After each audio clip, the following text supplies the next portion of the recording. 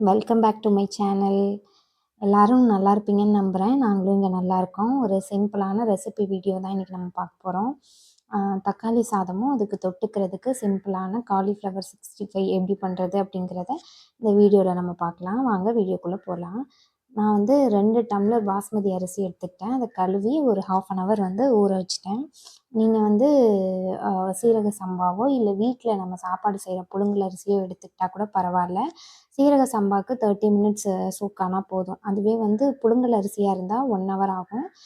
இதுக்கு தேவையான இன்க்ரீடியன்ட்ஸ் அப்படின்னு பார்த்தீங்கன்னா, வெங்காயம், தக்காளி, பச்சை மிளகா. தாளிப்புக்கு நான் யூஸ் பண்ணது சோம்பு மட்டும்தான், வேறு எதுவுமே யூஸ் பண்ணல. அடுப்பில் வந்து பாத்திரத்தை வச்சுட்டு அதுக்கு உள்ள பச்சை மிளகா, சோம்பு போட்டு தாளிச்சிட்டு, அதுக்கடுத்து நம்ம கட் பண்ணி வச்சுருந்தோம்ல வெங்காயம், நான் 2 டம்ளர் அரிசிக்கு 3 வெங்காயம் எடுத்துக்கிட்டேன் மீடியம் சைஸில். அதுதான் கணக்கு. அந்த மாதிரி எடுத்துட்டு அதை வதக்கி விட்டுட்டு, அந்த கேப்பில் நான் என்ன பண்ணிட்டேன், நம்ம எடுத்து வச்சுருந்த தக்காளி இருக்குல்ல, அதையும் வந்து கட் பண்ணி வச்சுட்டேன். அதுக்கப்புறம் வெங்காயம் நல்லா வதங்கினதுக்கப்புறம் நீங்கள் வந்து இஞ்சி பூண்டு பேஸ்ட் போடுங்க. நான் வந்து போட மறந்துட்டேன். அதுக்கப்புறமா மஞ்சத்தூள், தேவையான அளவு மிளகாத்தூள் போட்டுக்கோங்க. எங்கள் வீட்டில் பாப்பா வந்து நிறைய காரம் வந்து சாப்பிட மாட்டா. அதனால நான் ரொம்ப கம்மியாக தான் போட்டிருக்கேன். பச்சை மிளகா காரம் மட்டும்தான். அதுக்கப்புறம் வந்து இஞ்சி பூண்டு பேஸ்ட்டு நான் இப்போ தான் ஆட் பண்ணுறேன். நீங்கள் வெங்காயம் நல்லா வதங்குச்சுல்ல, அப்பயே வந்து நீங்கள் ஆட் பண்ணிடுங்க. இது வந்து ரொம்ப சிம்பிளான தக்காளி சாதம். நம்ம எந்த ஸ்பைசஸுமே போடலை இதில். அதாவது பட்டை, கிராம்பு அந்த மாதிரி நான் எதுவுமே போடல. ஆனால் இதோட டேஸ்ட்டு சூப்பராக இருக்குங்க. நீங்கள் ஒரே ஒரு தடவை ட்ரை பண்ணி பார்த்தீங்கன்னா உங்களுக்கே தெரியும் இதோட டேஸ்ட் எப்படி இருக்குது அப்படின்ட்டு.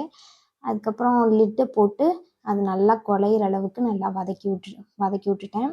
ஒரு 5 நிமிஷம் நல்லா வதங்கிரும். வதங்கினதுக்கப்புறம் நான் வந்து 1க்கு 1.5 அந்த ரேஷியோவில் வந்து தண்ணி எடுத்துக்கிட்டேன்.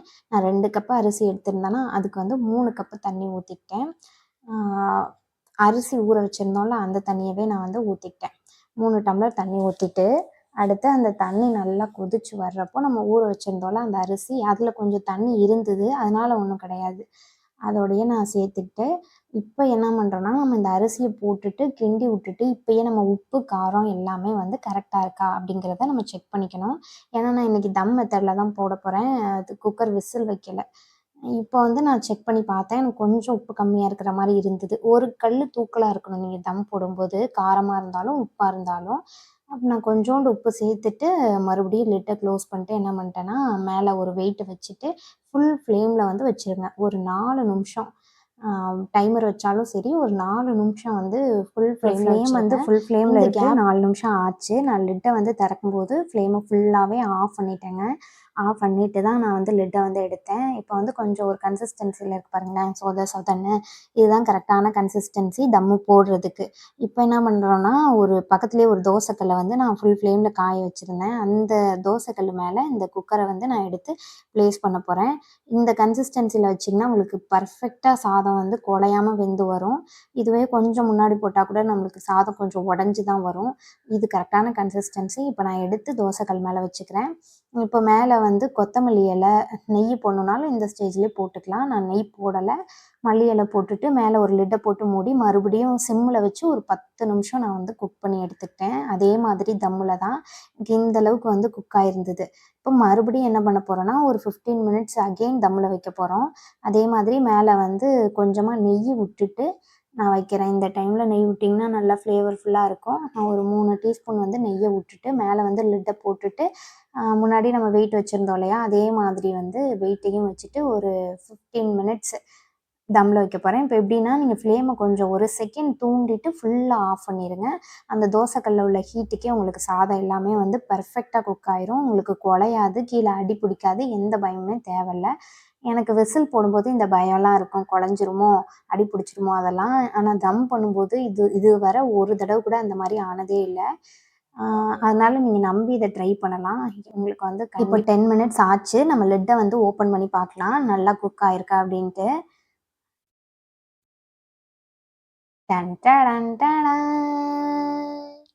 சூப்பராக குக் ஆகிருக்குல்ல. சாதம் வந்து உடையாமல் நல்லா உதிரி உதிரியாக குக் ஆகிருக்கும். அதே மாதிரி கீழேயுமே உங்களுக்கு அடி பிடிக்காது. இதே மெத்தடில் நீங்கள் சீரக சம்பாலையும் பண்ணாலும் இதே தண்ணி அளவு தான். ஆனால் வீட்டு புழுங்கல் அரிசியில் பண்ணால் அதுக்கு வந்து 1 டம்ளருக்கு 2 டம்ளர் 2.5 டம்ளர் வந்து நீங்கள் தண்ணி வைக்கணும்.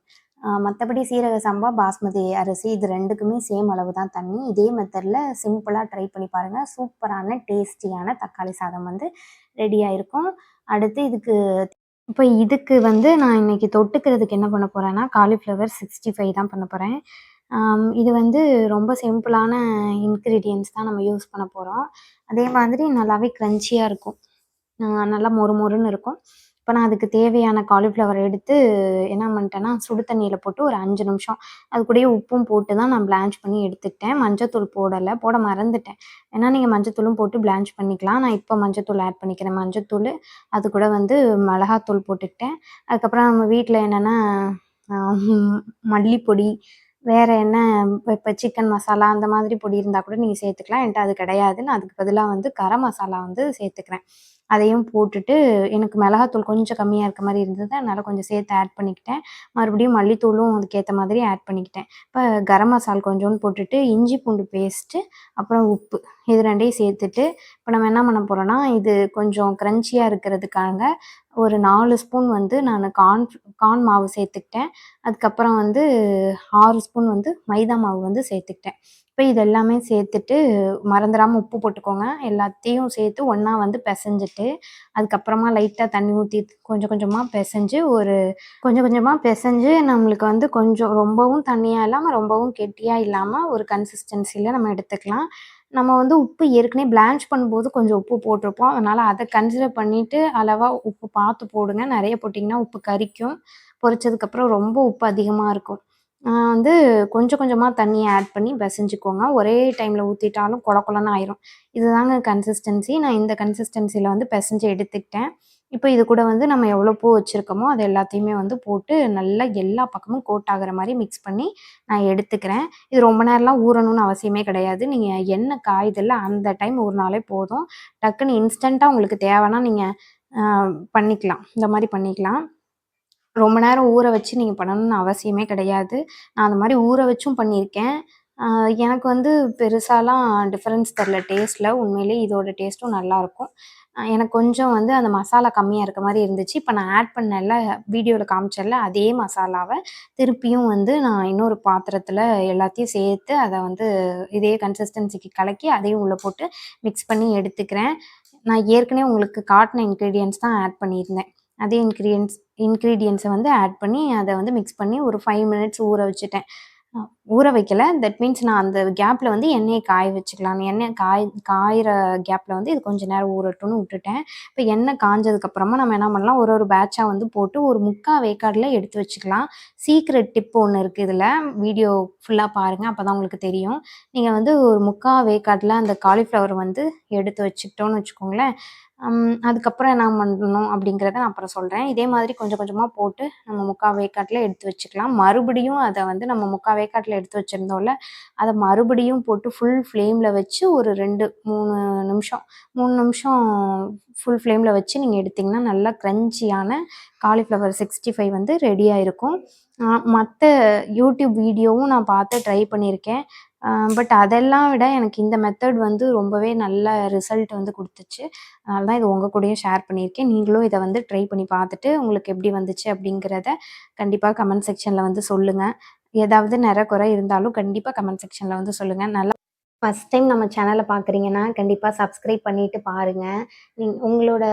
நீங்கள் எத்தனை பேர் சப்ஸ்கிரைப் பண்ணியிருக்கீங்க அப்படிங்கிறது எனக்கு நிஜமாவே ஒரு கான்ஃபிடென்ட்டை வந்து கொடுக்கும். அடுத்தடுத்து நான் வீடியோ போடுறதுக்கு எனக்கு ட்ரைவாக வந்து அது இருக்கும்.